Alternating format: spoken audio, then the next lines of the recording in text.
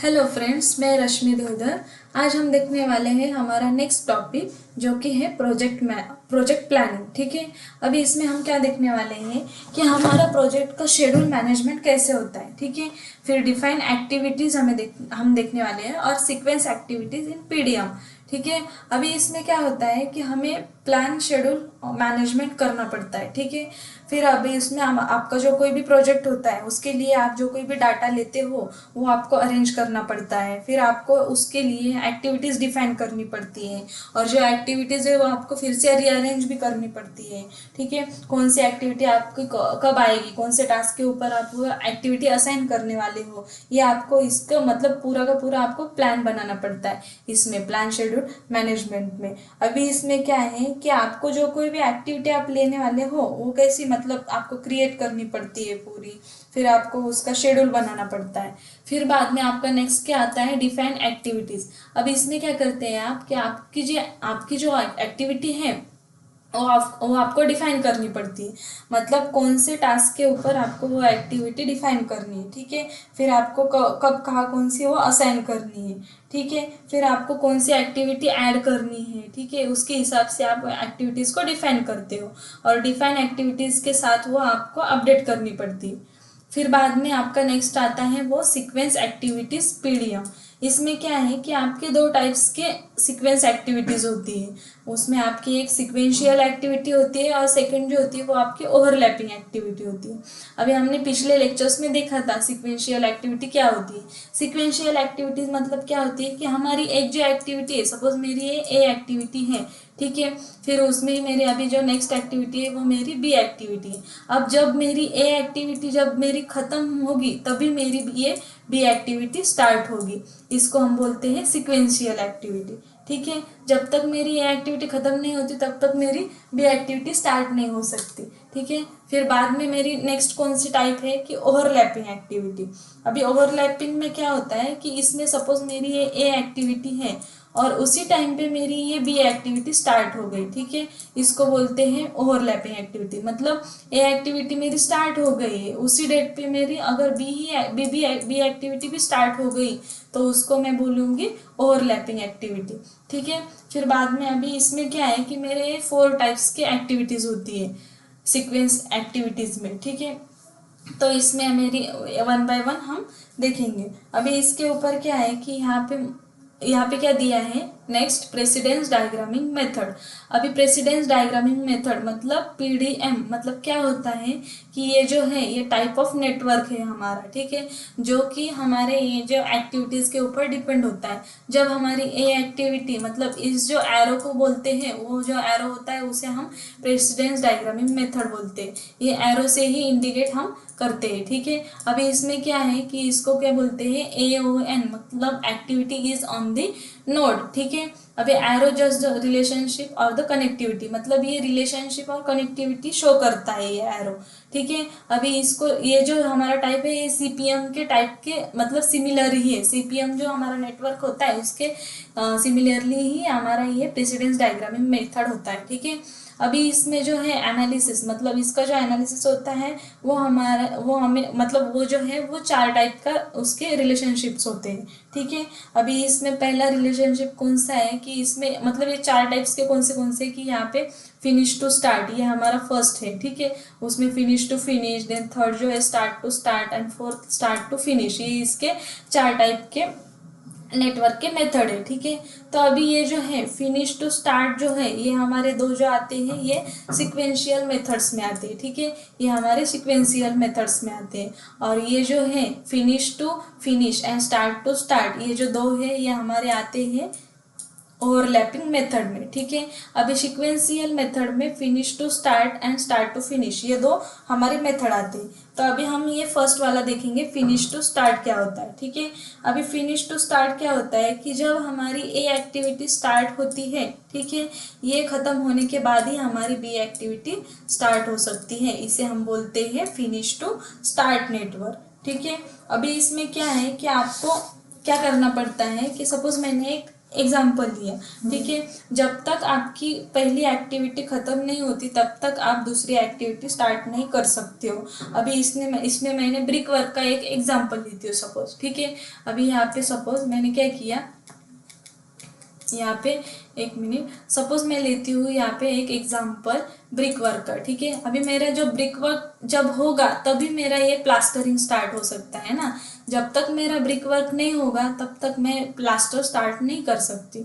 ये जो आता है मेरा एग्जाम्पल, ये फिनिश टू स्टार्ट में आता है। सपोज ए एक्टिविटी जब खत्म होगी मेरी, तभी मेरी ये बी एक्टिविटी खत्म मतलब स्टार्ट हो सकती है, ठीक है। फिर बाद में सेकंड क्या है हमारा, स्टार्ट टू फिनिश। अभी स्टार्ट टू फिनिश में क्या है कि हमारा जो कोई भी वर्क है, मतलब जो कोई भी टास्क है मेरा, जो मतलब ये जो बी टास्क होता है, ये जब तक मतलब ये एक्टिविटी मेरी कब स्टार्ट होगी, जब ए जो एक्टिविटी है वो फिनिश नहीं हो जाती, मतलब बी वाला एक्टिविटी जब स्टार्ट नहीं करता तब तक ए एक्टिविटी मेरी चालू ही रह जाती है। बी एक्टिविटी जब स्टार्ट नहीं होती तब तक मेरी ए एक्टिविटी फिनिश नहीं हो सकती। अभी इसमें क्या है कि मेरा एक एग्जाम्पल है कि इसमें मैं क्या करूँगी कि सपोज मुझे क्या करना है, मेरे कंपनी में अगर कोई एक ये है, मतलब 2 वॉचमैन है, ठीक है, 2 वॉचमैन रखे हुए हैं। अभी उसमें क्या है कि मेरा जो पहला वॉचमैन है वो सुबह आता है, ठीक है, वो सुबह 8 बजे आता है, ठीक है, सुबह 8 बजे आता है और शाम को 8 बजे तक उसकी ड्यूटी होती है, ठीक है, 8 बजे तक उसकी ड्यूटी होती है, ठीक है। फिर बाद में दूसरा जो वॉचमैन है वो मेरा आता है वो शाम को, ठीक है, 8 बजे आता है और सुबह 8 बजे तक वो ड्यूटी करता है, ठीक है। फिर वे मेरा जो दूसरा वाला वॉचमैन है, मतलब जब तक ये जो है फर्स्ट वाला वॉचमैन जो है ये मेरा 9 बजे तक काम कर रहा है।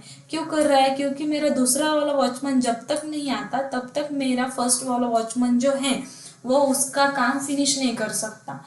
अभी आपको समझ में आया होगा कि बी जब तक स्टार्ट नहीं करता तब तक मेरी ए एक्टिविटी जो है वो खत्म नहीं हो सकती। जब बी एक्टिविटी स्टार्ट करेगा तभी ए वाला वो मेरा काम खत्म कर देगा, उसका काम वो मतलब वर्क जो खत्म कर देगा। इसको बोलते हैं स्टार्ट टू फिनिश। अभी नेक्स्ट आती है वो हमारी जो है 2 एक्टिविटी है वो हमारी आती है ओवरलैपिंग में, ठीक है।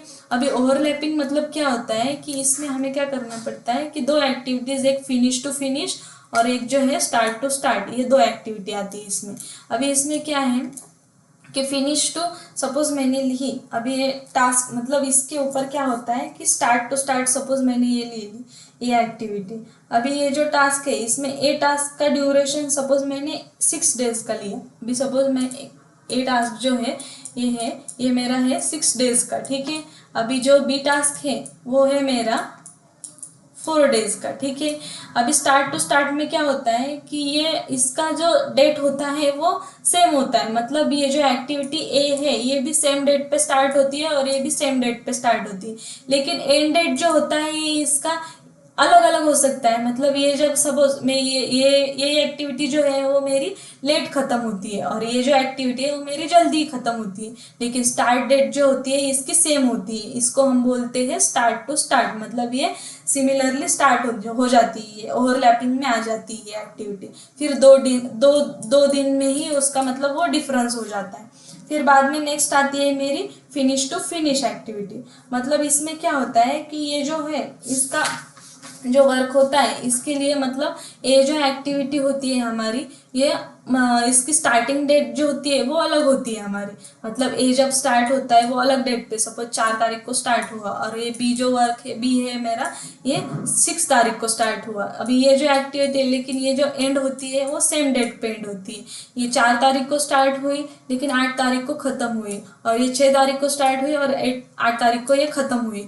मतलब इसका एंड डेट सेम होता है बट ये स्टार्टिंग को सेम नहीं रहते, और इनका मतलब ये जो डिफरेंस है ये इसका जो होता है ये 4 दिन का और ये 2 दिन का, ठीक है। ये हमारी आती है एक्टिविटी फिनिश टू फिनिश में, ठीक है।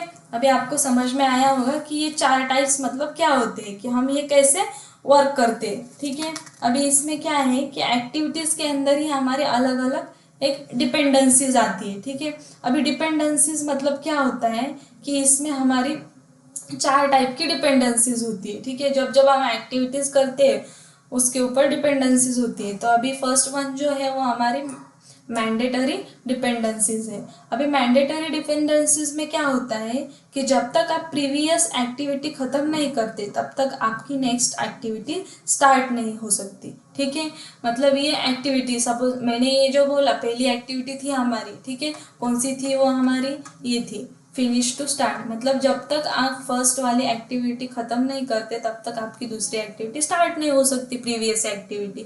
ऐसे इसको बोलते हैं मैंडेटरी डिपेंडेंसीज होती है। फिर डिस्क्रिशनरी डिपेंडेंसी। अभी इसमें क्या है कि आपने प्रीवियसली जो कोई भी वर्क किया है उसके हिसाब से आप डिसाइड करते हो कि आपको कहाँ पे कौन सी एग्जीक्यूट करनी है। मतलब आपके पास प्रीवियस जो कोई भी आपने लॉजिक लगाया हो उसके हिसाब से आप नेक्स्ट इसमें लॉजिक लगा सकते हो और अपना जो दूसरा प्रोजेक्ट है उसके ऊपर आप एग्जीक्यूट कर सकते हो वो प्लान आपका।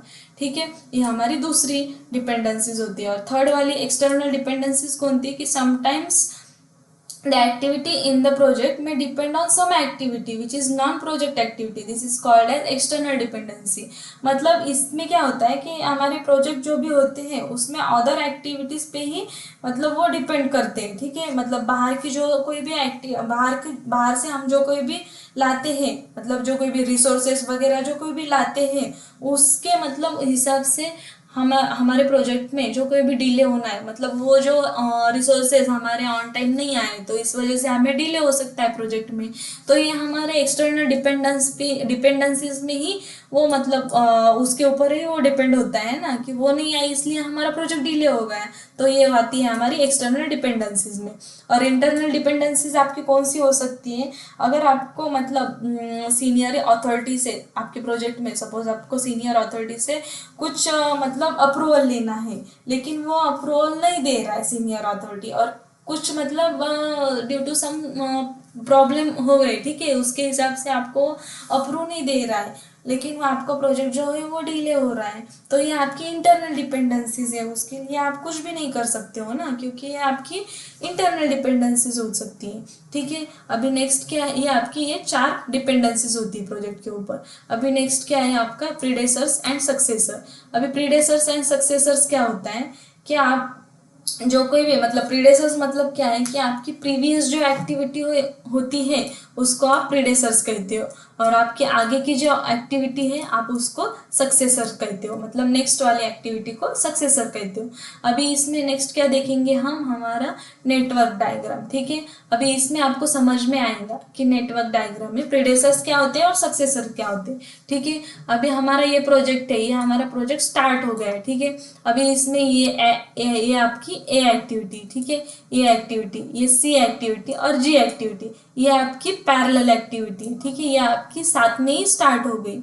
अभी ए एक्टिविटी होने के बाद ही आपकी बी एक्टिविटी स्टार्ट हो गई। ठीक है, तो ये जो है फिर बाकी सी के बाद डी एक्टिविटी स्टार्ट हो गई, और जी के बाद आपकी डायरेक्टली ई एक्टिविटी स्टार्ट हो गई, बी के बाद ई हो गई, डी के बाद ई एक्टिविटी आपकी स्टार्ट हो गई, और ई के बाद एफ, और एफ के बाद आपका प्रोजेक्ट का एंड हो गया। ठीक है, अभी इसमें जो आपकी ए एक्टिविटी के बाद बी आ गई ना, तो बी के पहले जो एक्टिविटी है ये इसका प्रीडेसर्स है, इसको हम बोलते हैं प्रीडेसर्स, और बी के आगे जो एक्टिविटी है इसे हम बोलते हैं सक्सेसर्स। ठीक है, अभी ई के आगे जो है ये हमारा एफ है, तो ये हमारा ई का ये एफ सक्सेसर्स है, और ई का डी जो है ये प्रीडेसर्स है।